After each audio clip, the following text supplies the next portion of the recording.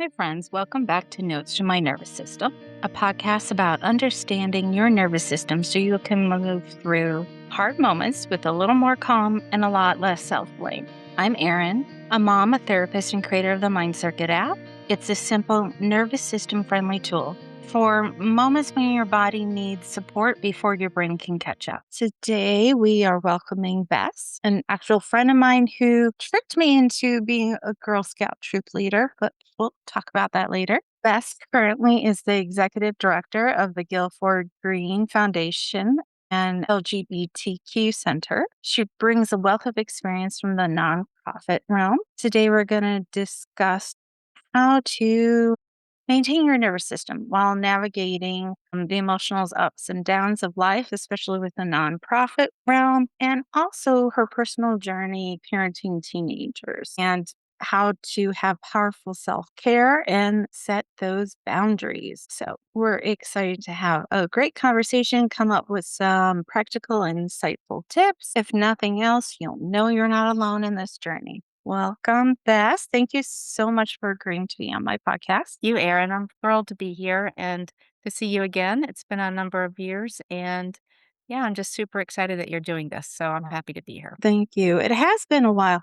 You did so you just helped us in a time of need with leaving all that stuff on our porch during the hurricane. So Oh, it meant a lot to know that you were still checking in with us, and it meant a lot that you drove past our rental house and dropped off some supplies for us. So even though we didn't get sure. to see you, we definitely appreciate and felt your presence. So thank you for that. I'm so glad that that felt good. We were just trying to do anything we could do, and there's a feeling, I think, in a big disaster of not knowing what to do. And so our little thing became care packages for our friends. And yeah, it was pretty wild to visit your house that day and just stepping over power lines. And I mean, trees were down. We weren't sure we were going to be able to make it to the house, but we were glad to do it, just even if it's a little something. So, absolutely. Well, thank you. It's appreciated.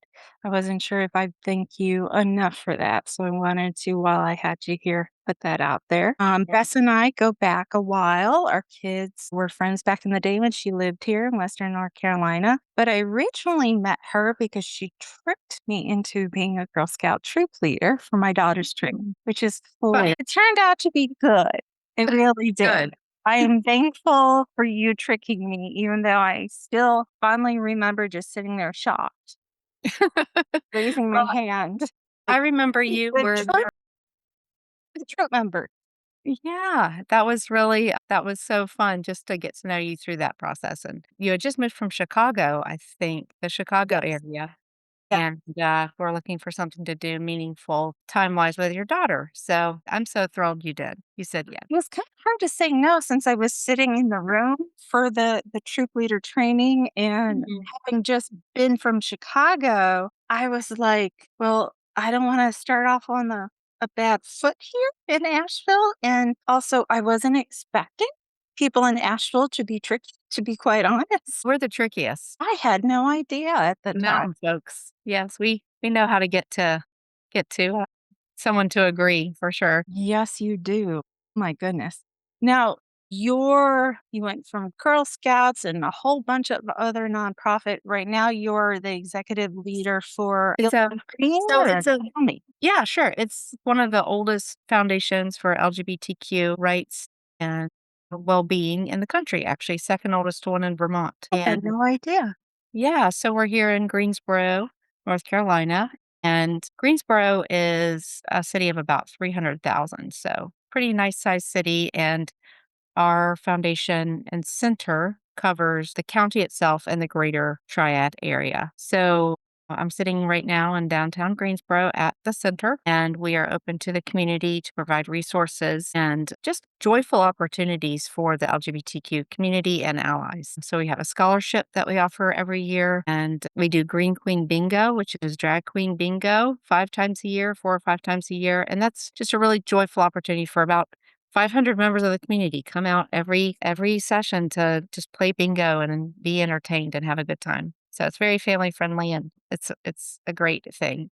So yeah, we do a lot here at the center. We provide most of all resources and referrals to people who call in looking for It might be a doctor, it might be an attorney, an affirming therapist, someone who can help them in their time of need, or maybe they've just moved to town and they're looking to get involved and meet new people. So we have people who call in, email, stop by, and yeah, it's a great, wonderful community. Our mission and goal is to create a thriving LGBTQ community here in the area. So, I wish more cities and towns had like welcome like centers or offices or something for GLBTQ individuals moving to an area, especially those with kiddos, because it's hard to make those connections when you're a parent unless you're in a school with other families like yours. And if you're not, then you're just kind of like SOL. So totally appreciate you guys doing that. yeah, yeah, absolutely. And yes, I had a wonderful and long career with the Girl Scouts. I worked in 3 different councils. So that was really the root of Oh, my experience with the Girl Scouts. Started in Tennessee and then moved over to Asheville and then also worked for the Girl Scouts of Eastern Massachusetts along with a few other nonprofits. So, what do you find challenging with mental health within non-for-profits? Because you're doing a non-for-profit and you're feeling good about it, what you're doing, right? But also you have bills and responsibilities at the end of the day. And there's also this view of what a non-for-profit should be or shouldn't be. And like, yeah. I don't know, these expectations of somebody within non-for-profit. Right. It is tricky. It is tricky because even the word itself, non for profit or nonprofit, it doesn't really say what it does. It sort of says what it doesn't do, which is make money for someone. But I prefer to say it's a for good. So it's an organization for good. And our job really does and only can happen if we do make a profit. Because if we don't make a profit and turn it back into good work for the organization, then we can't do what we're doing. So fundraising is a big part of it. And that does require, a special set of skills and administration. A nonprofit or a for good does just as much as a business does in terms of staffing, human resources, maintenance. I'm sitting in a building that we pay rent for.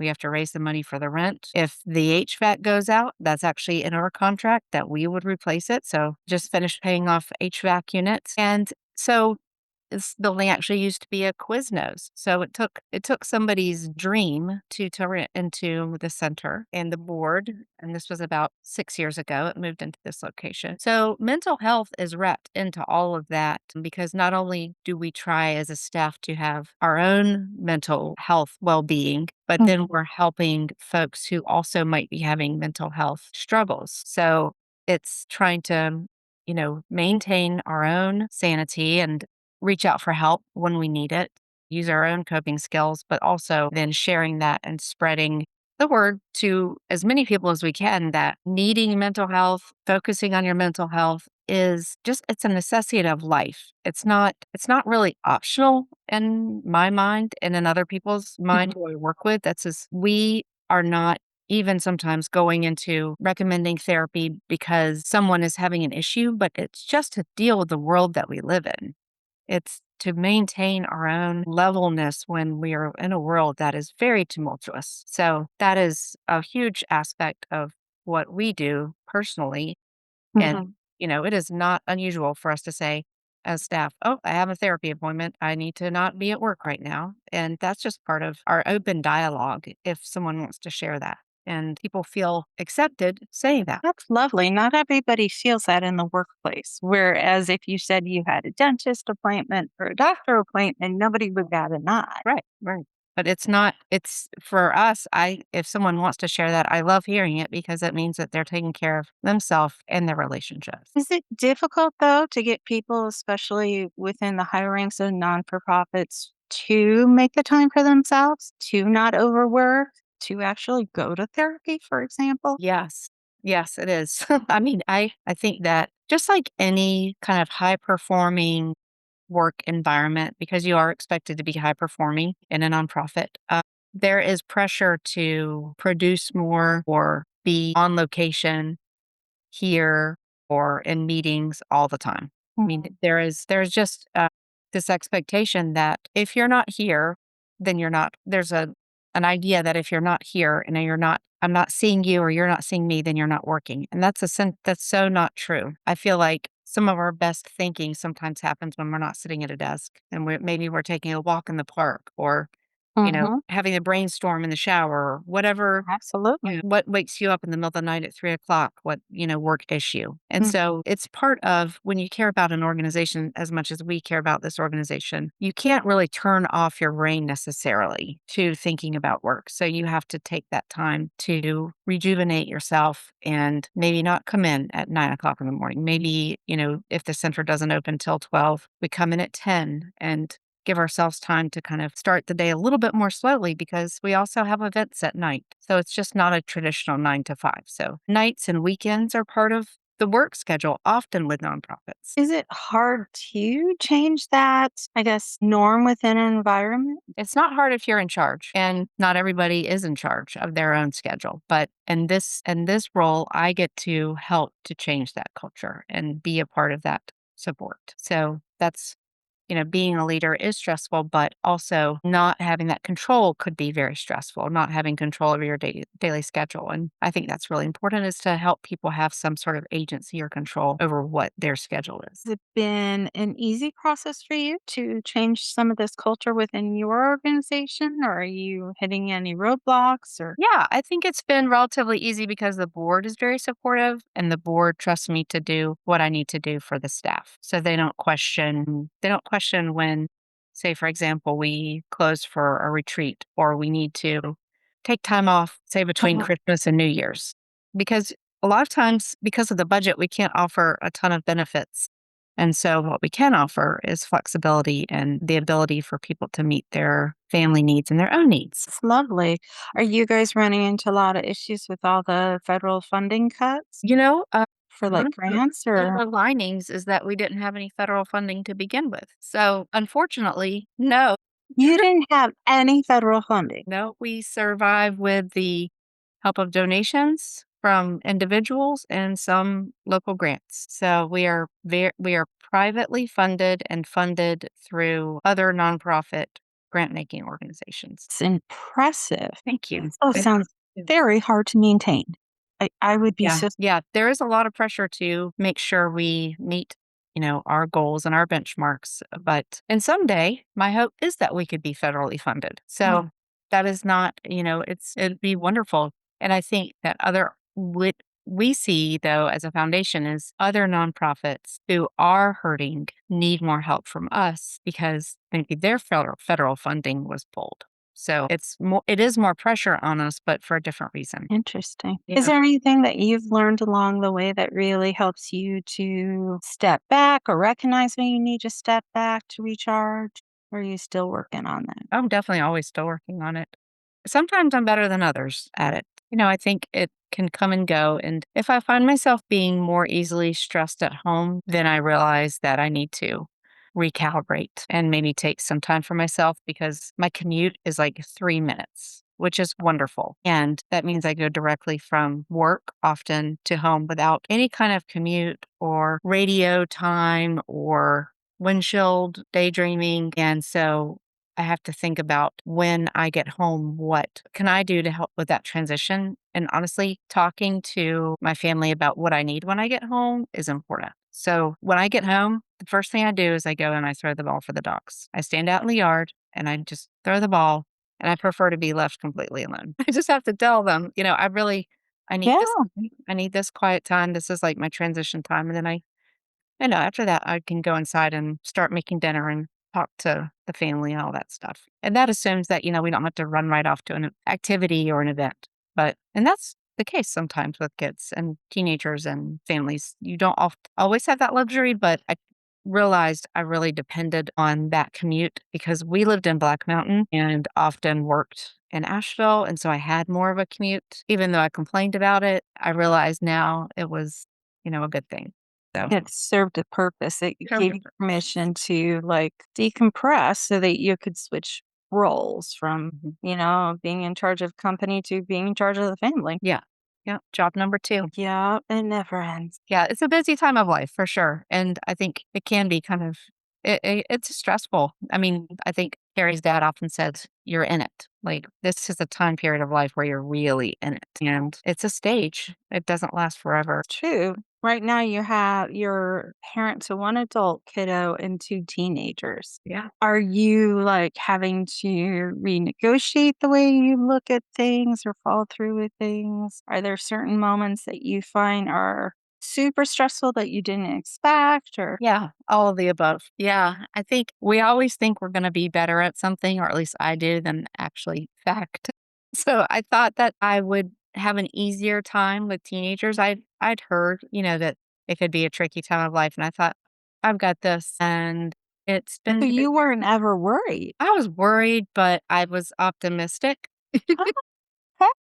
I always felt like I would be a better parent to younger kids than teenagers, like, Mhm. I just felt, some people are more drawn to older kids, teenagers. Right. Some are more drawn to younger kids, and I always felt like I would probably really thrive with younger kids, and I feel like I did. And so now I'm really just trying to figure out how to thrive with older kids and teenagers, and it is as tricky as I thought it would be and more so. Uh, yeah, and it's definitely a recalibration of my expectations of them and myself and maybe lowering those expectations sometimes. Mhm. That's been or changing them, lowering not meaning that I don't still have a really strong feeling about, my morals, their Right. Could be attributes, but something around, like, following up with chores and stuff, being more flexible when it comes to things yeah. that, teenagers don't prioritize the way when they did when they were younger because peers are so much more important at this stage in life. Yeah, yeah, chores is a good example. We have a whiteboard where we kind of write some notes of things that need to be done every day. Just trying to lessen the conversation, Mm, just make it more of a checklist so it's not as much of a conversation or negotiation because sometimes things do need to be negotiations, but sometimes they don't really need to be negotiations. So yeah. Yeah, I think trying to be flexible, like, okay, something that get done one day, it doesn't really come off the list, but it does get added to the next day so that they can manage their time a little bit more after they do, a couple of basic things. We try to keep the couple of basic things very basic. They've always been great about helping out. And I guess it is hard to see that they're maybe less enthusiastic about helping out, but I probably was less enthusiastic about helping out at their age too.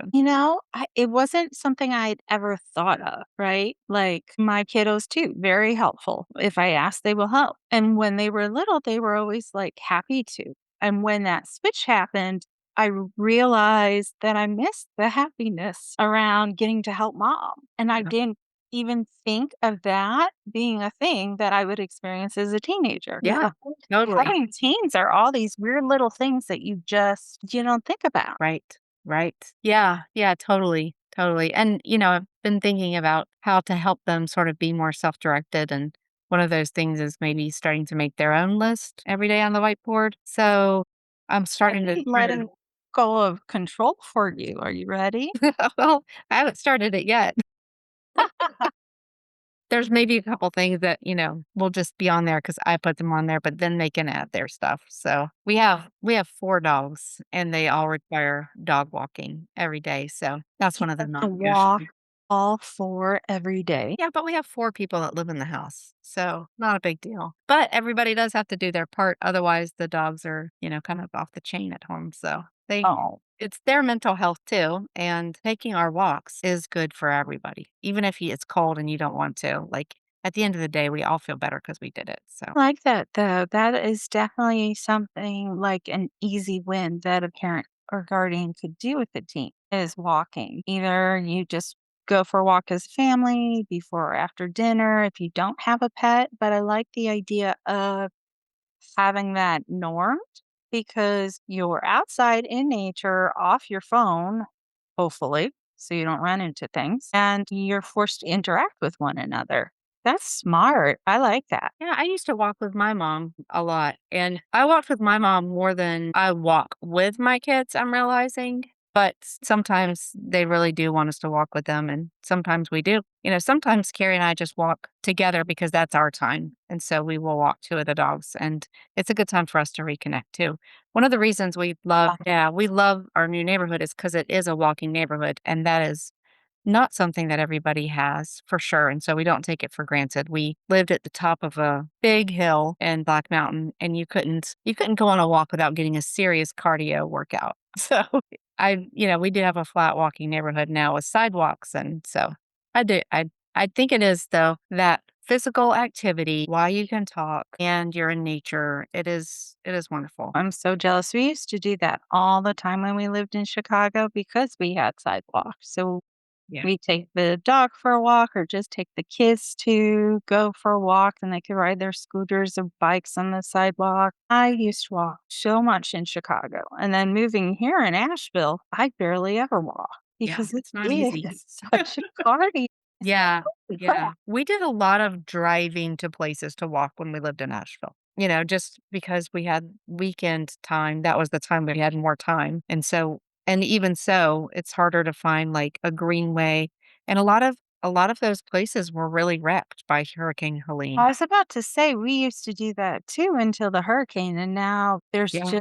there isn't anywhere yet. Yeah, it's still under construction and, with the pandemic, and I will say that was a very big mental health impact of the pandemic is that feeling that you can't go someplace, that you're kind of homebound. And I think that, I mean, we are still working our way out of that feeling of we can't leave the house. I mean, that just became such an ingrained thing. And then, of course, folks who still lived in the Asheville area, and then the hurricane happened, many of your walking places were destroyed, or it was just another trauma on top of the elongated trauma of the pandemic. And so I think that, yeah, trying to find that reminder that you can get out, you can find a place to walk, even if it wasn't the same place, that feeling that you can explore, that you can do something new is something that's just, easily lost if you don't stay in that habit or get in that habit. Completely agree. I mean, I know personally we've lost it so much as a family.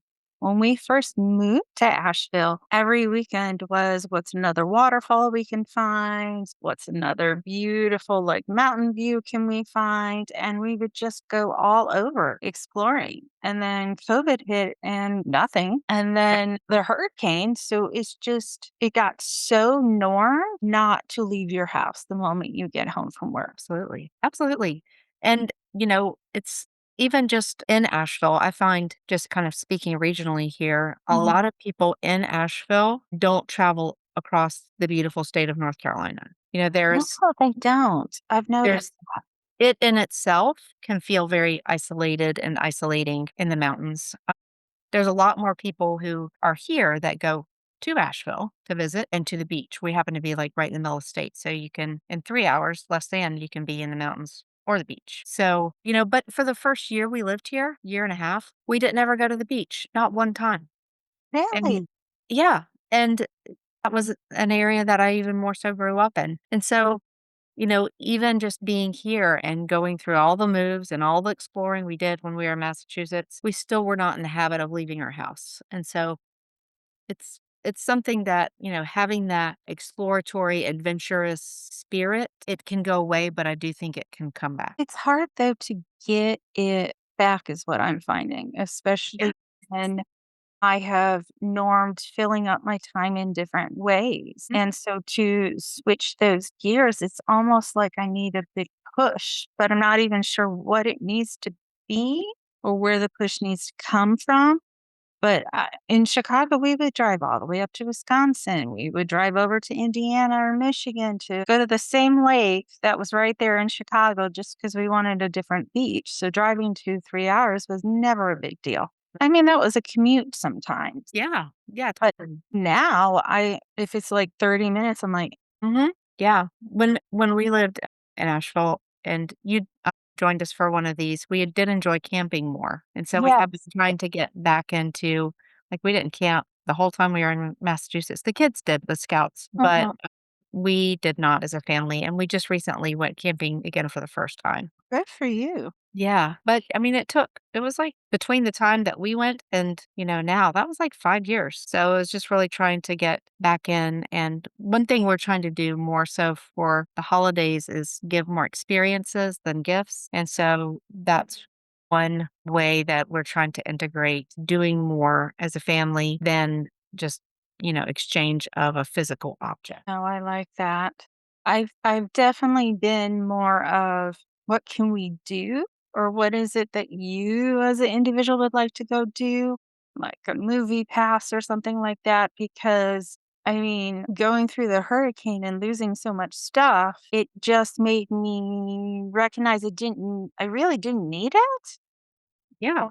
Yeah. Really don't want it back. 'Cause Right. I am tired of packing and moving stuff back and forth and back and you just went through several moves yourself, so I'm Yeah. sure you're tired of the amount of stuff you have to pack. Yes, I think finding a place for something, I think we're probably both over that, how to navigate all the stuff and simplify that. And I think too, having teenagers and you just see, or our own room sometimes, just, the effort to keep things clean and organized or to help others do that, you just don't want to add to it. No. My goodness, my son in particular, he is so into art these days, and he has so many art supplies, and it's hard figuring out where to put it all, Right. Yeah, and absolutely. it's like, I don't think you need more. One year, maybe it was last year, we did say to the grandparents, no more art supplies. Because that was the thing. We had enough art supplies to, start a class. So, Right? yeah, My gosh, the collections sometimes my kids get. yeah, Mhm. exactly. We went It through that with Squishmallows. I swear my son had like 60 Squishmallows. Yeah, and then they're just all of a sudden over it, and then you have all the squishmallows. Yes, and they're not interested and don't want them. But we actually donated them to some, animal shelters because they could, like, lay on them, and Oh, also they cute. could sell them in the resale shop, so that was nice. That is great. It's Awesome. not normally that you can find such a easy way to get rid of something when your kids go from that hyperfixation on the one thing and then switching to something else. Yeah, absolutely, absolutely. And then, at some point, they get more interested in the outside world, right? Going to drive and Yeah, that's my daughter now that she's driving. It's terrifying. Yeah, yeah, it's a whole nother level of Mm, stress. Our son just got his learner's permit, so he's in that just, growth stage. And this is a big aspect of me letting go of control personally because I am always the driver in the oh, family. okay. That's just Carrie would navigate, I would drive. It just works out It's your great. role. It's my role. And just to sit in the passenger seat and then teach him, coach him Mm, how to drive is a big letting go of that control and trusting him, and it's going okay, but, some outings are better than others, I'll just say. That's just the way of it, and so we're really just learning how, he and I to navigate that new aspect of our relationship. But I'm very, very glad that he's doing this. I think it's a big sign of independence and responsibility, and we really, just kind of in terms of how we navigated that, we said, "If you're interested in doing it, then you have to do everything to figure out how to go about this." ooh, I So like that.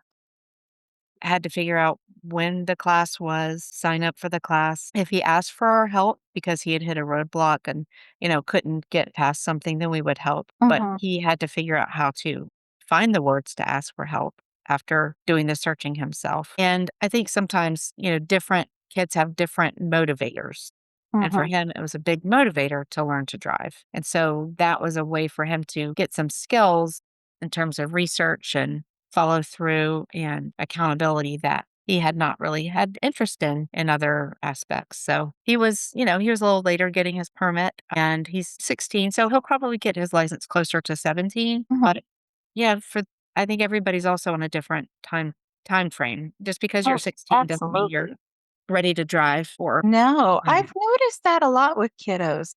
My daughter has some friends and my son has friends who they're not in a rush whatsoever. I've actually heard a couple of them say, we're just going to wait till we're 18 because then we don't have to go through all this extra stuff. And I was like, you're going to wait till you're 18? I don't think I knew anybody yeah.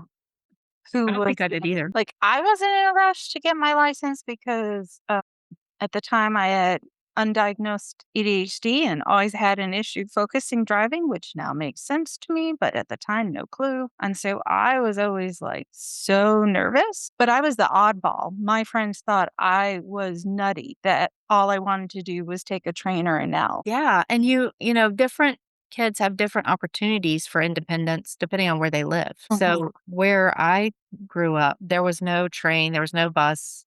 It was a small town, so you either rode your bike, you walked, or you drove.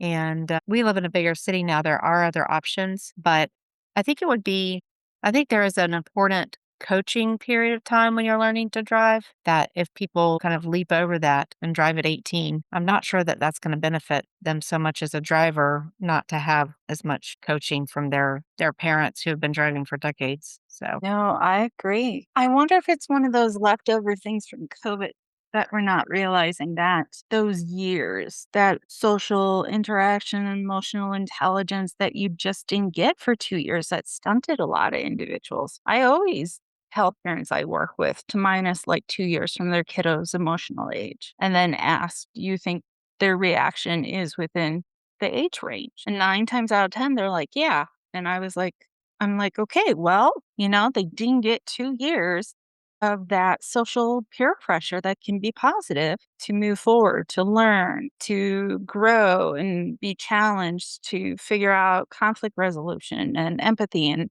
all these different skills that you really need to get in a peer setting that you can't get virtually. yeah, So yeah, that's so true. That's so true, and I'm curious.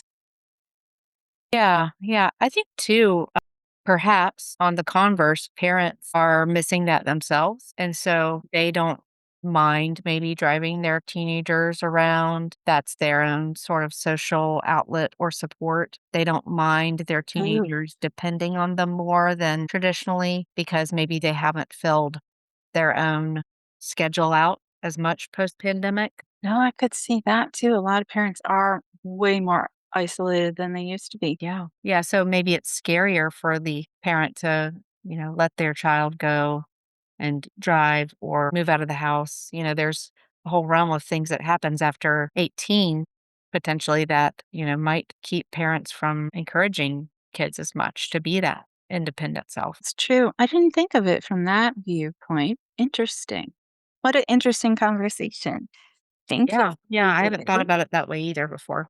Now, if somebody wants to get a hold of you or wants to look up the foundation and help out, how do they find you, the foundation? Yeah, absolutely. So we are at guilfordgreenfoundation.org. And so we're the only foundation that has a name anywhere like that. So if you just Google it, you'll find us. We do have a donation page, which we'd love if someone wanted to support. We would love to have a visitor from any of your listeners who would like to come by and say hello and meet in person.